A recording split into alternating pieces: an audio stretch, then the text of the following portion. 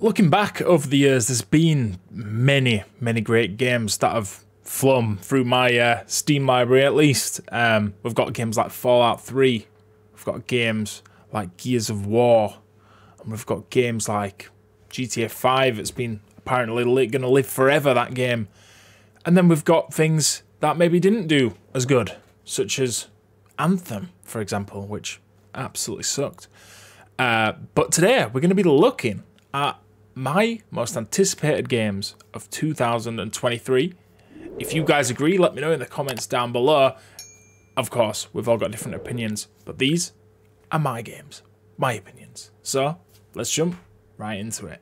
So, what does January have in store for us in 2023? Well, we've actually got kind of a sleeper hit here. We've got Dead Space coming out on January 27th. Now, this is a remake of an old school horror game back on the Xbox 360 days. Dead Space 1 was a phenomenal game, and so I'm excited to see where we go from here.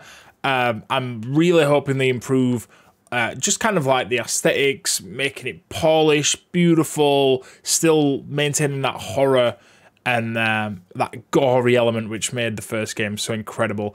It is made by EA, so of course I have my reservations, whether it's a cash grab, whether it's a bottle job. I'm still thinking Anthem whenever we talk EA games, but we'll see how it goes. I've got my fingers crossed for this one because I'm really excited.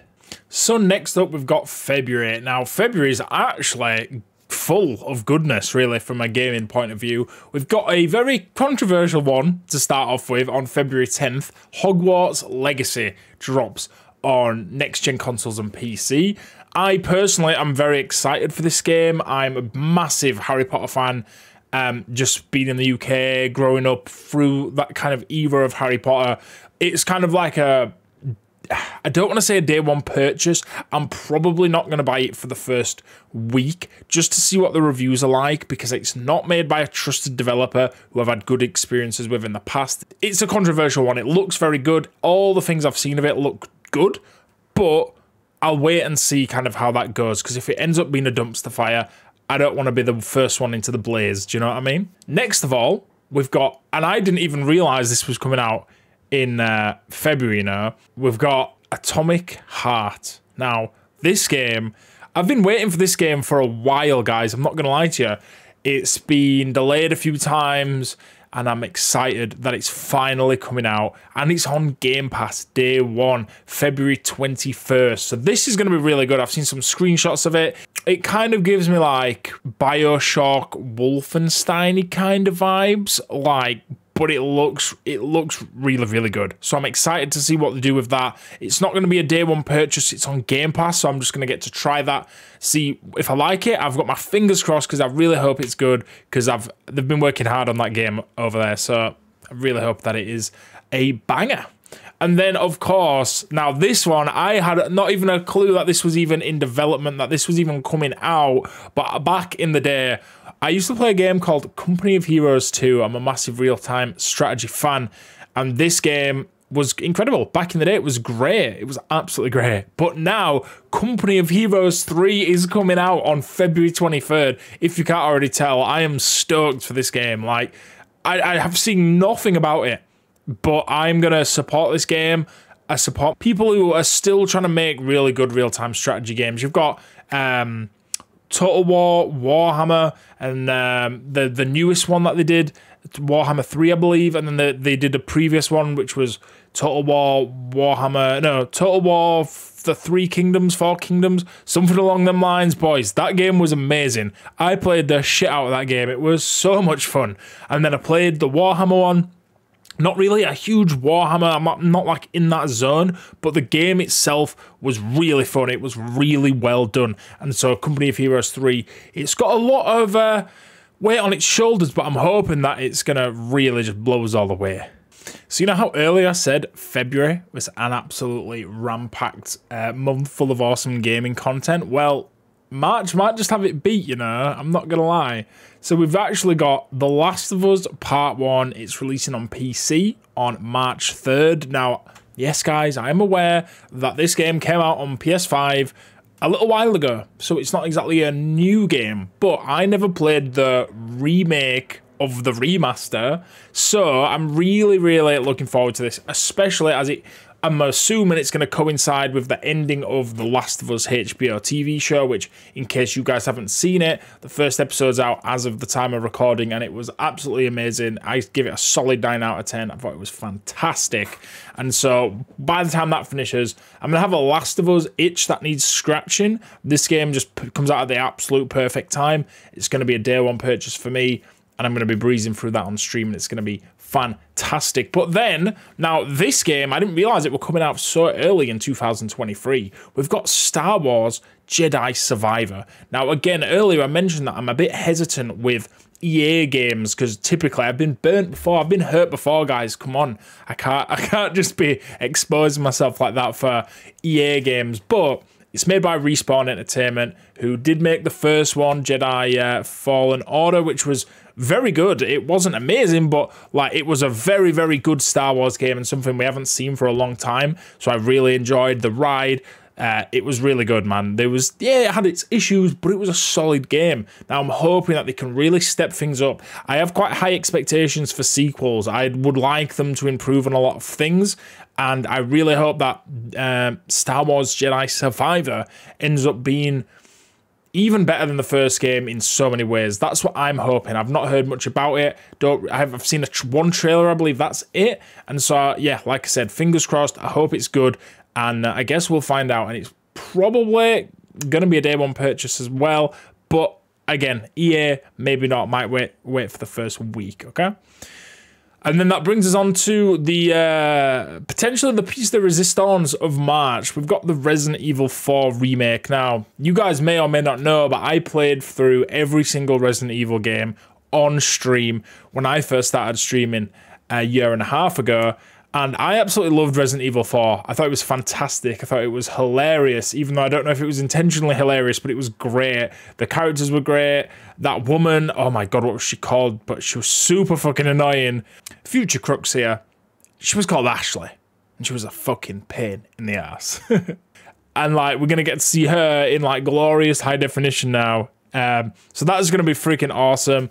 I hope that they've changed some things but kept other things still the same. I mean, look, more Resident Evil content after we played. Resident Evil 2, the remake, was incredible. Honestly, absolutely mind-blowingly good. And I actually liked the Resident Evil 3 remake more than the second one. But it was like, because it really like dialed in on the things I liked about the first game, well, the second game, you know, but it really dialed in on what they did well with that first remake. They made it really good. It was streamlined. It was great. It just wasn't long enough. That was the part that really disappointed me, because like Resident Evil 2 remastered, or remake, should I say, was really, really well done, and it was a good chunky length, and you could play it one of two ways, whereas this one, it was significantly shorter, which really hurt the game, in my opinion. But I actually enjoyed the game a lot. I really, really enjoyed it. So with this fourth game, I'm hoping that it takes what is already a very good game, Resident Evil 4. Leon is just like this one-line demon. So funny. But I'm excited to see where they take that, and I'm really hoping that they do a good job, man. Hopefully we've got a bit of length in there, and hopefully they don't fuck it up. So now there wasn't really anything good in April like that I was interested in, so we completely skipped through April. We've run straight to May, where there's only one game that we're going to be talking about in May, ladies and gentlemen, and that is The Legend of Zelda Tears of the Kingdom, which drops on May 12th. And now, in my opinion, this is a day one purchase. Legend of Zelda: The Breath of the Wild was fantastic. Now, spoiler alert, I've not even finished the game yet. I've played it on stream. We are getting there, but we've just not actually finished the game yet. We are about a third of the way through. I've put in at least 60 hours into the game so far. It's been incredible. And if this game only expands on what they did in the first game, then it's going to be an absolute day one purchase. It's going to be fantastic, and Nintendo deserve huge props for bringing such a fantastic game to such a small little console like the Switch. Like, it doesn't have to, I mean, realistically, we'd like it to run at 60 FPS. That'd be the freaking dream, but in this case, we'll settle for what is already an absolutely incredible game. Okay, right, now June is also an incredibly packed month. I don't think it's quite as good as March or February, but it's very, very good nonetheless. So we've got Street Fighter 6, which comes out on June 2nd. Now, I am a massive fighting game fan. Street Fighter is like one of the OG, my favorite fighting franchises, and so for that to drop, I've seen some trailers and some gameplay, or there might have even been a demo, not entirely sure, but it looks incredible. It looks great. It looks like they did a really, really good job, and they finally changed that horrible logo from Street Fighter 5, so hopefully it's great. And it might not be a day one purchase, but it's definitely going to be one to keep your eye on. And if it launches strong, they've got a bunch of new characters, not even new characters, just like a large roster. They've got great, well-designed levels, and like the multiplayer and stuff works flawlessly, then it's going to be really hard not to purchase that. And then, now I'm super looking forward to this one. I'm scared at the same time. I've been done dirty by Blizzard in the past, but Diablo 4 drops on June 6th. Now, I've only ever played Diablo 2 before, to tell you the truth, and I really, really liked it. I thought it was freaking awesome. I've played some World of Warcraft. I've played Warcraft 3. I have played Overwatch. I am reasonably well integrated into the Blizzard ecosystem. And obviously we've played Call of Duty, which is now part of Activision Blizzard 2. And I am super looking forward to this game. I really, really hope that they don't fuck it up like they did with Diablo Immortal. I've not played that game, but I don't need to play that game to know that it was trash based off what everybody's been saying about it. So I really, really hope that it's not aggressively monetized, that they let us actually enjoy the game, because that's the biggest point of like, when it comes to like one of these dungeon crawler looter games, you've got to not lock anything behind a paywall. You start locking stuff behind a paywall, you start losing customers real quick. So they hopefully have learned from that mistake. Now this one, I wouldn't put it up there as one of my most anticipated games because I'm a huge fan of the franchise, but I have a viewer called Jaden. Turns out he's my stepbrother as well. What are you going to do, chat? But he's a huge Final Fantasy fan. And this game, I've heard nothing other than hype about this game for months, guys. And that is Final Fantasy 16 dropping on June 22nd. This game looks incredible from what I've seen on the trailer that I was shown. It looks very, very good. I've heard there's more trailers, but I'm probably good, and I'd like to go into it with not really knowing much about what's going on. I don't know whether I'm going to be able to get over the fighting on it. Like, the gameplay for me is just not super fun. I mean, this is based off my experience from the Final Fantasy VII Remake. It's just not up my street. The style of the fighting, really, it just gets repetitive to me. But having said that, I definitely want to give it a try because I feel like I'd be doing myself a disservice if I missed out on this game. Right, so at this point in the video, we have, well, according to the list that I was looking at least, we've run out of confirmed dates for games that are coming out for the rest of the year. But this is kind of my honorable mentions. Still super looking forward to them, but the date of launch is to be announced, okay? So we've got Alan Wake 2. Now, I was super surprised when they even announced Alan Wake 2. I remember playing the first game on my old crappy gaming PC back in like 2015 and really actually liking the game a lot. I thought it was really, really good. And it was actually really smart. Like, the whole kind of narrative of the whole game was actually brilliant. So I really liked it, and I'm really looking forward to Alan Wake 2.